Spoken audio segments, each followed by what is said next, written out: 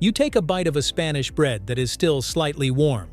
The outside is soft, coated with fine breadcrumbs, and inside is a sweet, buttery filling that feels rich, simple, and deeply comforting.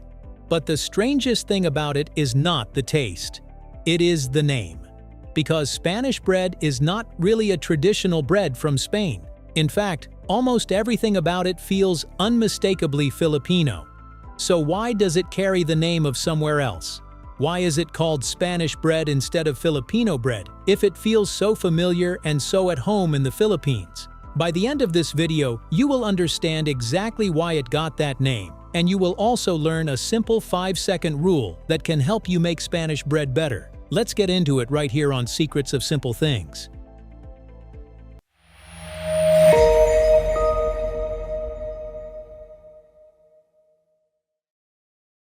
When Spain changed the table in the Philippines. To understand that clue, we have to step back into the Spanish colonial period. From 1565 to 1898, Spain ruled the Philippines. That influence reached into language, daily habits, and the foods people eventually came to see as familiar. Before that period, rice stood at the center of everyday meals for Filipinos. It was the foundation of the table. Bread did not yet hold the place it would later gain, but when Spanish friars and settlers arrived, they brought wheat flour, baking techniques, and a different idea of bread. Rolls, pastries, sweet buns, and loaves shaped by European habits. Wheat did not grow locally on a large scale, so flour had to be imported. At first, that kept bread limited. Over time, bakeries became more common, and bread moved closer to daily life. Spanish bread did not appear all at once, but the world that could create it had already begun. But history alone does not create a beloved bread. A bread becomes beloved only when people begin to change it for themselves. Filipinos did not just receive it, they reshaped it. Imported techniques do not stay imported for long once they enter ordinary life. As European baking passed into the hands of Filipino bakers, it began to change.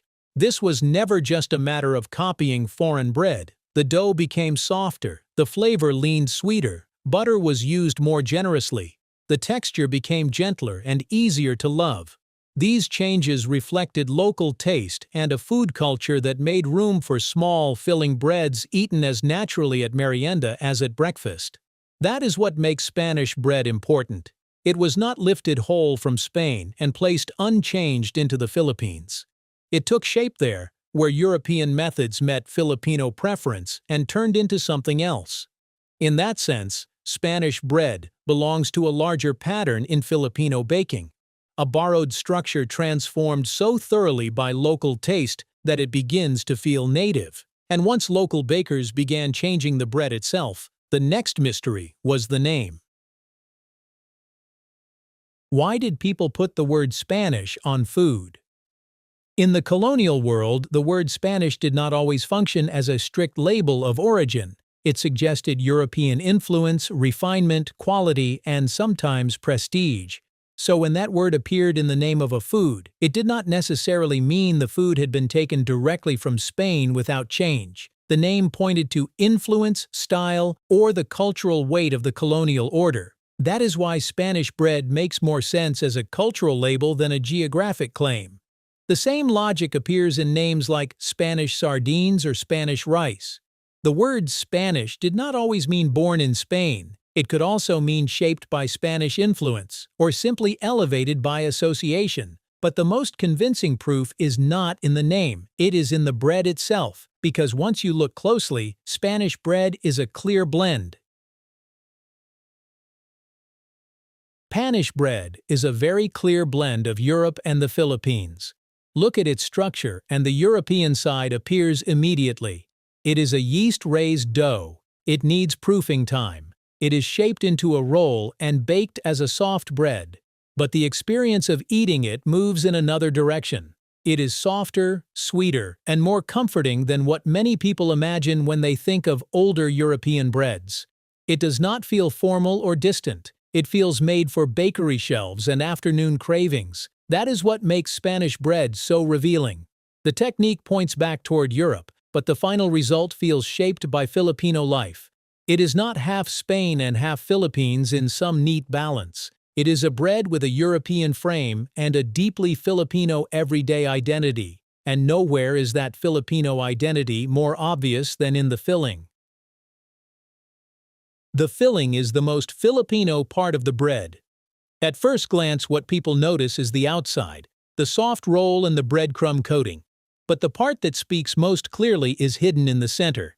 Inside is the filling that gives Spanish bread its real personality. Butter, sugar, and breadcrumbs pressed into something rich, sweet, and comforting. As it bakes, that mixture can soften and lightly caramelize, creating the warm sweetness that makes the bread feel less like a pastry from somewhere distant and more like something tuned to local craving. This is not the kind of filling most people would automatically connect to a traditional Spanish pastry. And that is exactly the point. You would not find an identical bread in Madrid or Barcelona. The name may have traveled through colonial history, but the flavor settled into Filipino taste. The filling proves what the title cannot, and once you see that, Spanish bread begins to look less like an isolated bread and more like part of a whole Filipino baking family. Where it sits beside Ensaymada and pan de coco. Spanish bread makes even more sense when you place it beside other Filipino breads shaped by the same history.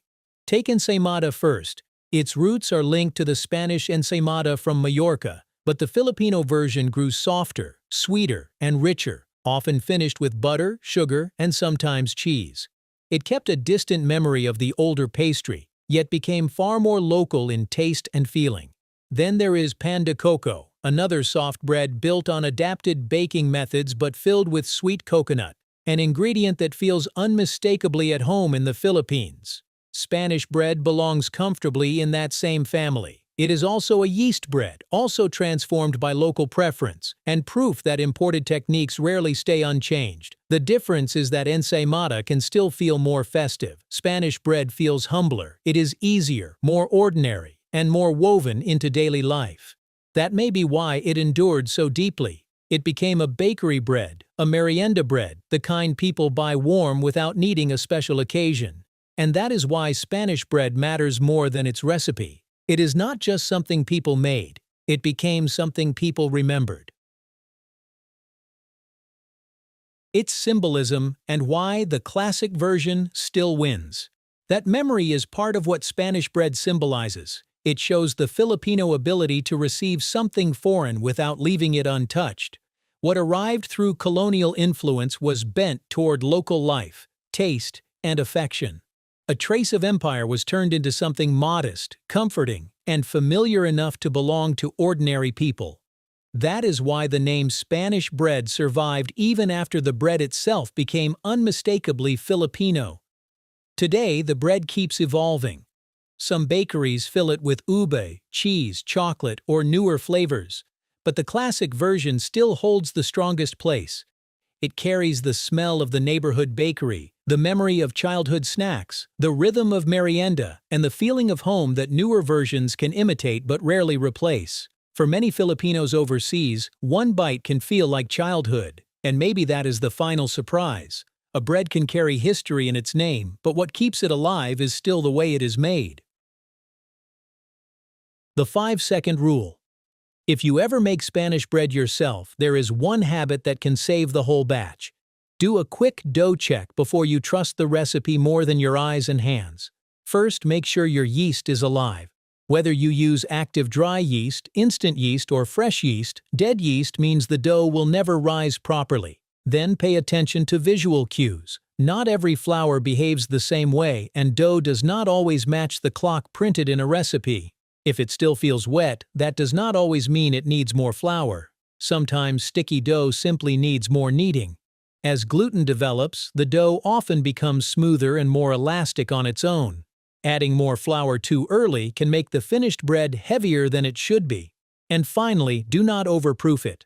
If you press the risen dough and it stays flat without springing back, the gas bubbles may already have collapsed. That check takes only a few seconds, but it can tell you more than the timer can. In a bread like Spanish bread, where softness matters so much, that small moment of attention can decide whether the final roll feels light, tender and comforting or tired and flat. Why the name stayed Spanish bread is not called Spanish bread because it stayed truly Spanish. It kept that name because Spanish history once passed through the Philippines and left traces in language, baking, and everyday life. But what made the bread last was not Spain itself. It was the way Filipinos reshaped it, softer, sweeter, warmer, and easier to love. Over time, the foreign label remained, but the bread underneath became something else entirely. Local, familiar, and woven into memory. Sometimes history does not survive as a monument. Sometimes it survives as something soft, sweet, and still warm from the bakery shelf. If this changed the way you see Spanish bread, tell us which bakery bread feels most like home to you. And if you enjoy uncovering the hidden history inside simple food, subscribe for the next story.